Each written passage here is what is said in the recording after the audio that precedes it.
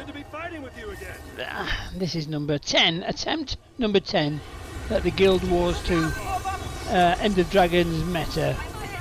Of course, there's going to be spoilers all over the place here, so don't watch it if you don't want to know what happens. For me, my 10th go, I'm learning how the meta works, and that takes time. There's no alluding to it. You either know it, how it works, or you've got to learn how it works. And I'm in that camp at the moment. And to some extent, it's having the ability to learn from past mistakes, so we can avoid them in the future. So we learn the rhythm. There's a lot of RNG here, so we can't learn the whole thing.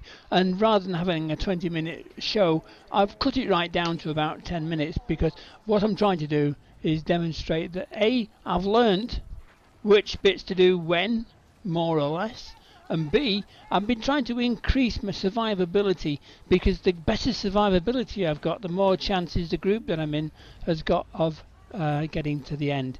I managed to avoid a tail swipe there, so that's got to be an improvement, and we like improvements.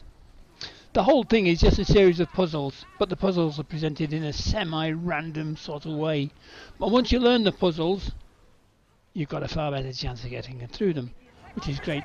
I've been watching people like Wooden Potatoes, like Mucklug UK, like Mr. Teapot, and they are brimful of tremendous advice, and I've learnt a lot from all of them, and Mighty Teapot rather, and I've learnt from all of them, so they're all stars, and they all this knowledge helps me survive longer, and the longer I survive, the more chance I've got of avoiding the pitfalls and being able to demonstrate by throwing some good hard numbers at these mobs. I'm on my Mesmer at the moment, because I got a thing with the Mesmer. You either love to hate it or hate to love it, and I'm a bit of both camps there really, on the fence. It's a fantastic bit of kit, but so difficult to master.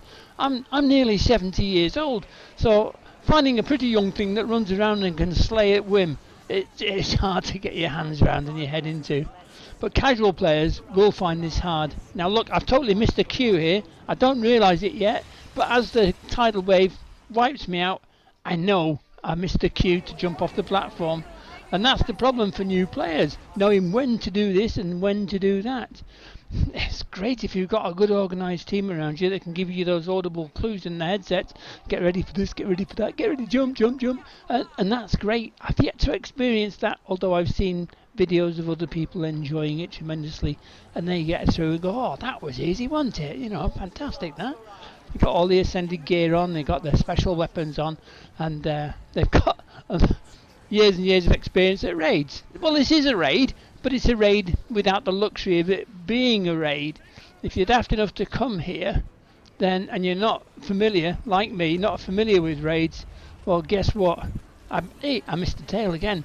Guess what? If you're not familiar, you're going to get, you're going to get wiped out. It's going to be frustrating for you and all the people you're with. Of course it is. So it's a case of learning the ropes, and if you're self-taught like that I am, then learning the ropes means visiting again and again. And you've got to put the 2 hours in beforehand to get all the buffs. Make sure you've got as many stacks as you can. Make sure you're familiar with your kit and your character, and the chances are you'll enjoy it. I am starting to enjoy it because I almost know what's coming next, and I get disappointed though. Oh, I really do. The RNG gods, they do not smile on me at all some days. That's any day with a vowel in it. Here I am, bubbled. The RNG gods got me, and if I've been bubbled once, I've been bubbled too many times. But the point is, when you're on the platform, you've got to be delivering destruction to the target. If you're not contributing good numbers, then you're all out to fail. And you're watching the clock on the right hand side of the screen. There is the clock, and then you're looking at a health on the bar above, and you've got to get a health numbers lower than the amount of time there is left on the clock. It's straightforward, so you've got to be busy all the time. No idle time. There's no time for AFK within this game. Absolutely no time whatsoever. I really do believe that the best thing anybody can do if they've not done this End of Dragons yet, or any other hard one, is to get in touch with a good group, watch the videos, learn somebody that's doing well, and try to get involved with them I'm trying to get involved with a couple of groups at the moment. There you go. I've just missed that queue altogether and I've died. So hit the boat, get back to base, and this time I'm on the platform, obviously. And the aim of the platform, there's two platforms, and both have got a mob on them. The mob that I'm on is on its way down, and on the right hand side of the screen halfway up you can see that the timers for both gods are slightly ajar at the moment, and both these bosses need to be taken down at the same time. They've got to come in together. They've got to cross the finishing line within, I don't know, I think it's 30 seconds of each other. So if you're getting down too fast, you've really got to back off the hammer a little bit and give the other group chance to catch up and then nail the two bosses together.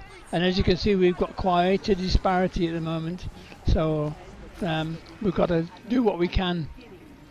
So this is the trick, is with a good leader is now talking to the group, saying, whoa, back off, back off, back off, or come on, you know, what have you. See, we're in balance now, so let's start taking them down again.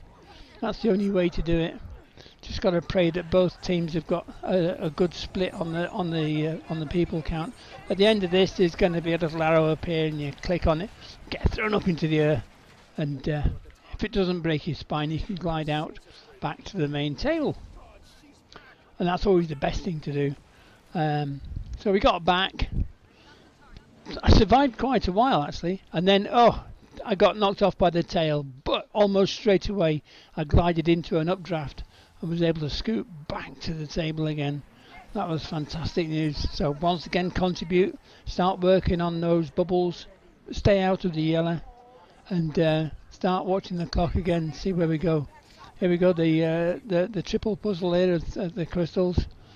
I normally end up as a wisp on this, and then I've got to float my way up, and I just hate that exercise. But look at that, I survived it yet again. We're making headway, surviving. You don't have time to think though. That's why I say you've got to be familiar with it. You don't have time to think, because if you miss something, then you're going to pay the penalty straight away. Now there I was really lucky. The RNG god smiled. I know where I am now. I've got to get across out of the way. I survived that, but here I did miss the queue. The big wave comes in, shatters them all, and I took a trip to the boat once again. I've been there so often now. I've got them on first name terms with the driver of the damn boat. But this is I didn't survive more than 2 minutes, and I got dead, and it's just really annoying. Repair up, jump off you get, and make your way back to the playing surface to land and go straight into a water jacket thing, and I'm dead again. So once again, it's back to the boat, say hello to the lads, repair up, get back on the table, start delivering the damage. And the sword for the Mesmer is the long sword, pretty good actually. Just start piling the damage in so it actually starts to matter.